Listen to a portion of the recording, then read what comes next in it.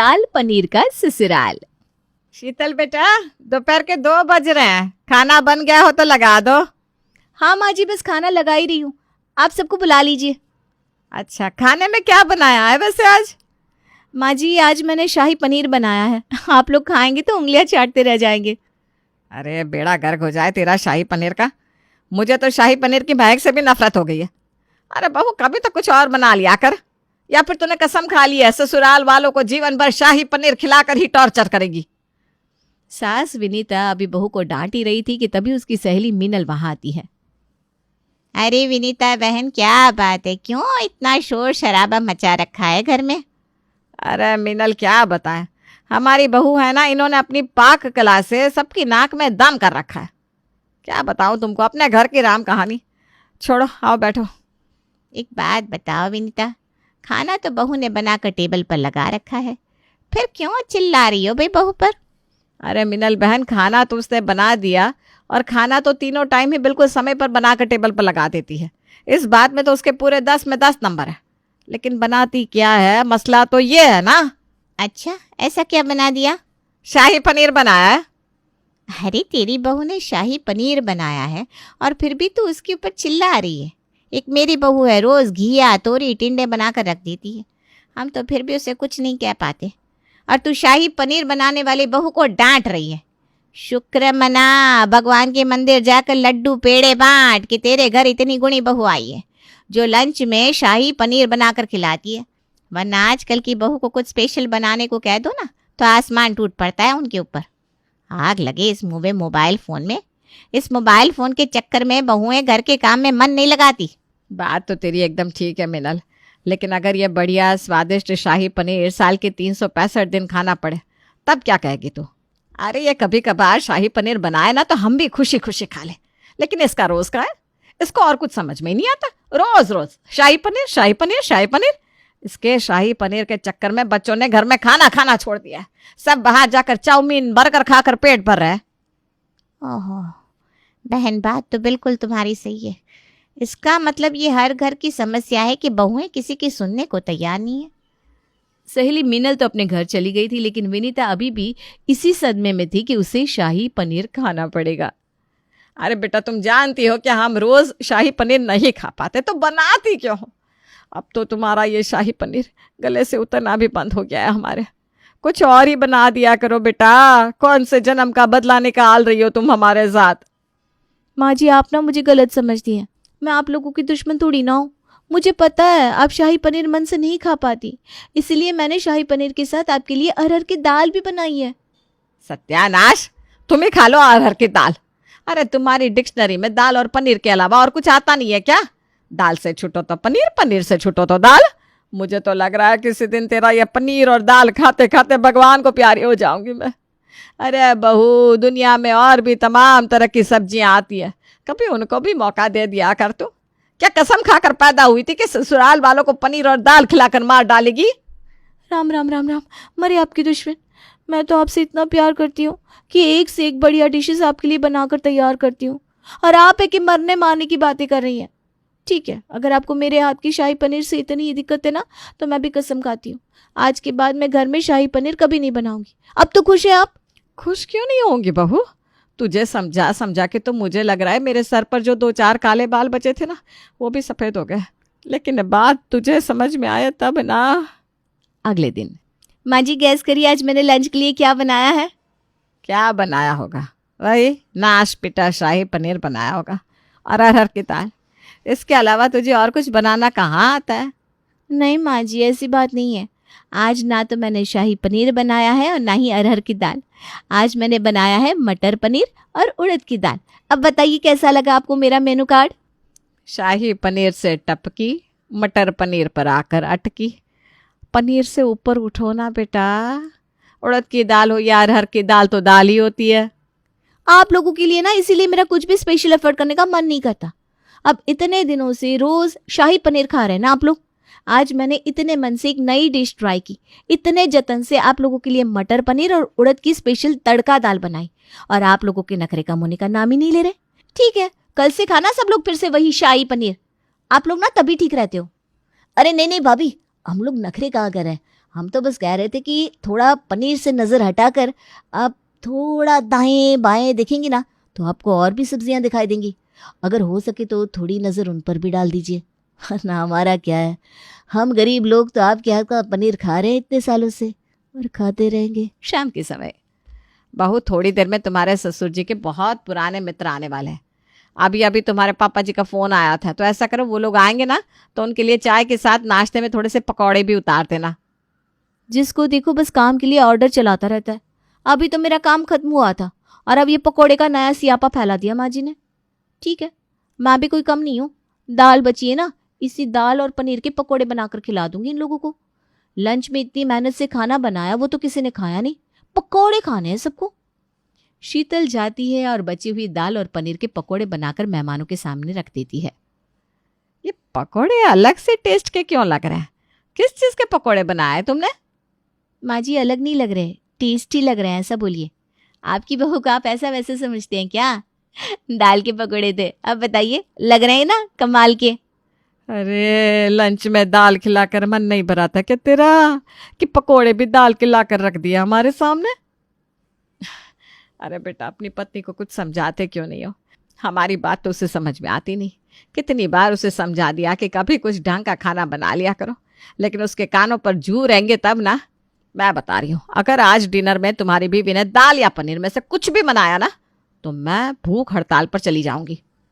Mummy आप बिना बात ही ना बात का बतंगड़ बना रही हो। कितनी मेहनती है आपकी बहू।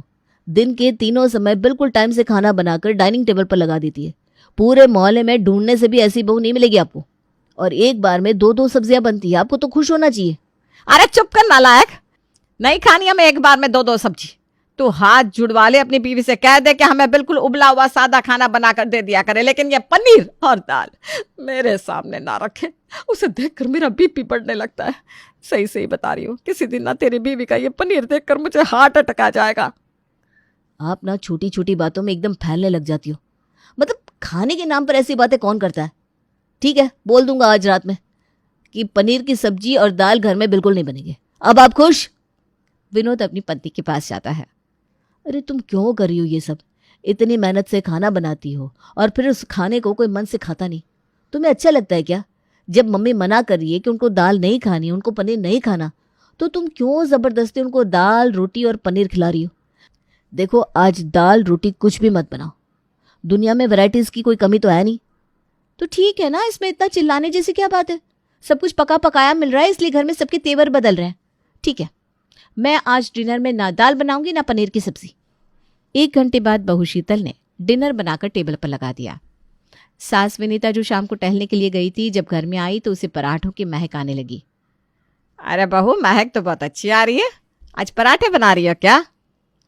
बिल्कुल ठीक पहचाना माँ जी आपने। आपने ही दोपहर में हल्ला किया हुआ था ना कि आज आपको पनीर की सब्जी रोटी दाल ये सब नहीं खाना, तो मैंने सोचा आज आप लोगों के लिए पराठे बना देती हूँ। आप लोग भी याद करेंगे कि किस दिलदार बहू से पाला पड़ा था आपका। वैसे बहू मानना पड़ेगा, तू दिल की इतनी बुरी भी नहीं है। थोड़ी जिद्दी है, पर बाद में समझ जाती है। चल ठीक है, अब तो हमारे घर आ गई है ना, तो काम तो हम चला ही लेंगे।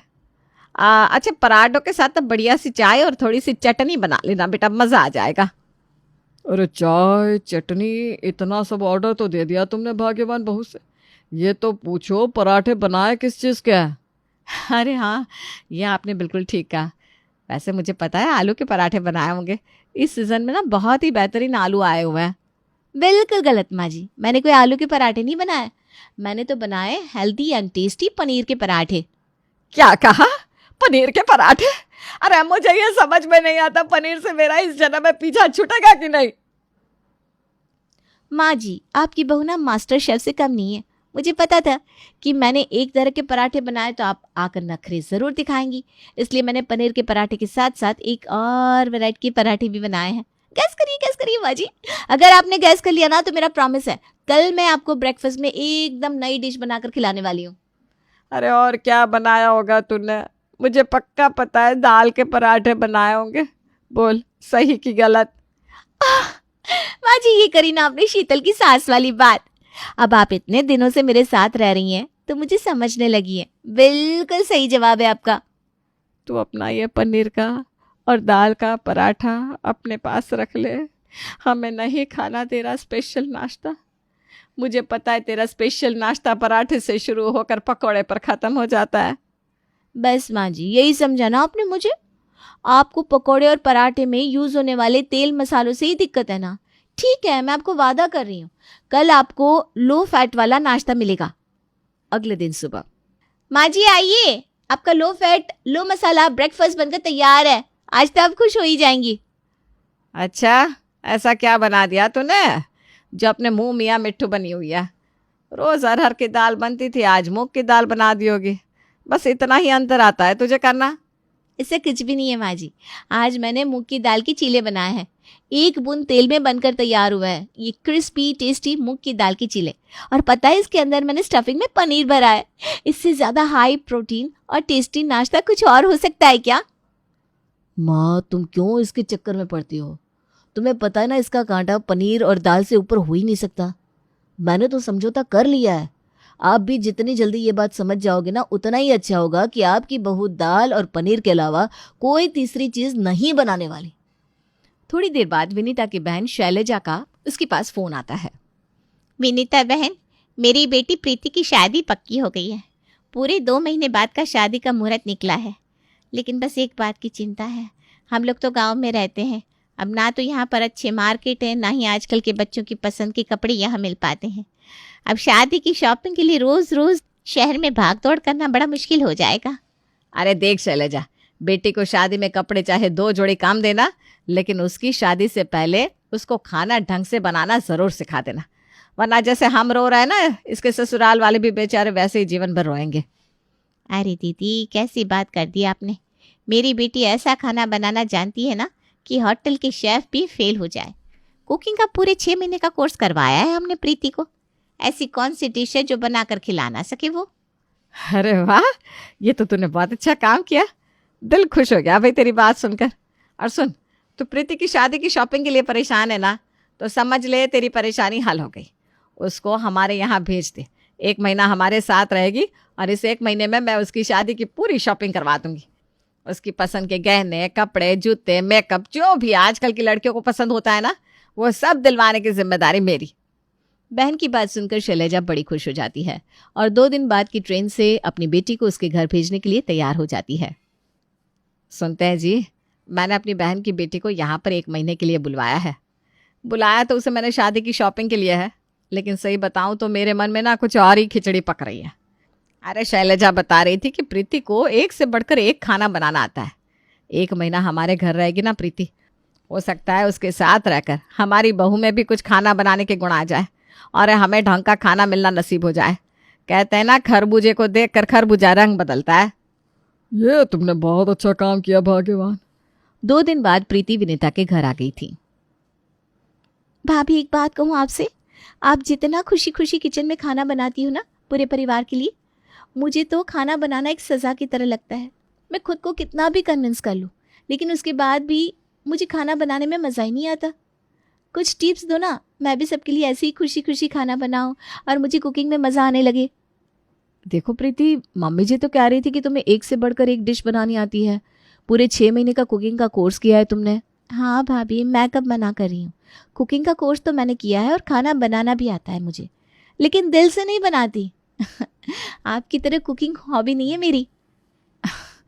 प्रीति, तुम्हें खाना बनाना बोरिंग इसलिए लगता है क्योंकि तुम दुनिया भर का दिमाग इस्तेमाल करके खाना बनाती हो। जिस दिन तुम इसे ऐसे बिल्कुल चुटकी बजाने जितना हल्का फुल्का काम मान लोगी ना, तो अपने आप खाना बनाने में मज़ा आने लगेगा। और किसने कहा कि ससुराल जाकर 56 भोग बनाकर खिलाओ। अब रोज़ रोज़ घर को ढाबा बनाओगी तो दिमाग पर तो जोर पड़ेगा ही ना। मैं आपकी बात का मतलब नहीं समझी भाभी, आप क्या कहना चाहते हैं? देख, मैं तुझे समझाती हूँ। ससुराल में जाकर रसोई चलाने के लिए ना ये 105 तरह के व्यंजन बनाने की कोई ज़रूरत नहीं होती। मैं तुझे 2 डिश बनाना सिखा रही हूँ। बस ये 2 चीज़ बनाना तूने सीख लिया तो समझ ले तेरा शादीशुदा जीवन ऐसे मक्खन की तरह निकल जाएगा। क्या बात कर रही हो भाभी, बताओ ना प्लीज़। देख, दाल और पनीर ये 2 ऐसी चीज़ है जो बीमार से लेकर मेहमान के आने तक हर जगह चल जाती है। घर में कोई बीमार हो, दाल बना दो। कोई मेहमान आने वाला हो, पनीर बना दो। और कुछ स्पेशल बनाना हो तो दाल और पनीर दोनों बना दो। समझ रही हो ना? लेकिन भाभी रोज रोज दाल और पनीर कौन खाएगा? अरे दिन में 3 टाइम खाना बनाना पड़ता है, नाश्ता, लंच, डिनर, उसका क्या होगा? अरे तू सुन तो, देख नाश्ता बनाना है तो दाल के चीले बनते हैं, दाल भिगोकर उसका डोसा बन सकता है, दाल के पकौड़े बन सकते हैं, पनीर के पकौड़े बना सकते हैं, पनीर स्टफ करके बढ़िया चीला बन सकता है। तू समझ रही है ना, सिर्फ दाल और पनीर से ही ढेर सारी रेसिपीज तैयार हो जाती हैं। तुझे बहुत ज़्यादा चीज़ आजमाने की ज़रूरत नहीं है, बस 2 चीज़ों पर हाथ साफ कर ले मेरी तरह, और वही मिक्स और मैच करके अपने ससुराल वालों को खिलाती रहे। भाभी लेकिन राजीव जी ना पराठों के बड़े शौकीन हैं। उन्होंने मुझे पहले ही बोल दिया है कि हफ्ते में 3 दिन पराठे खाने होते हैं उनको, और मुझसे ना आलू के पराठे फट जाते हैं, बनते ही नहीं। अरे तो किसने कहा तुझे आलू के पराठे बनाने को? तू दाल के पराठे बनाना सीख ले। बची हुई दाल को आटे में गूंथ कर उसी के गर्मा गर्म पराठे सेक दे, ना फटने का झंझट ना बेलने का। पूरे 1 महीने तक प्रीति और शीतल किचन में साथ साथ खाना बनाते। 1 महीने के बाद जब शीतल अपने घर लौटी तो उसके कुछ दिनों बाद शैलजा मौसी का फोन अपनी बहन विनीता के पास आया। अरे दीदी, क्या सिखा दिया आपकी बहू ने मेरी बेटी को? क्या हुआ शैलजा, ऐसा क्या सिखा दिया बहू ने प्रीति को? पूरे 6 महीने का कुकिंग का कोर्स करवाया था मैंने प्रीति को। हजारों रुपए का खर्चा किया ताकि कल को कोई इस बात का ताना ना दे कि हमने अपनी बेटी को ढंग से खाना बनाना नहीं सिखाया। और आपकी बहू ने 1 महीने में मेरे किए किराए पर पानी फेर दिया। अरे लड़की अब दाल और पनीर के अलावा कुछ और बनाने के लिए तैयार ही नहीं है। कहती है मैंने बिना बात उसको 6 महीने का कुकिंग कोर्स कराया। जब रसोई सिर्फ दाल और पनीर से चल सकती है तो वो 105 तरह के व्यंजन क्यों बनाए?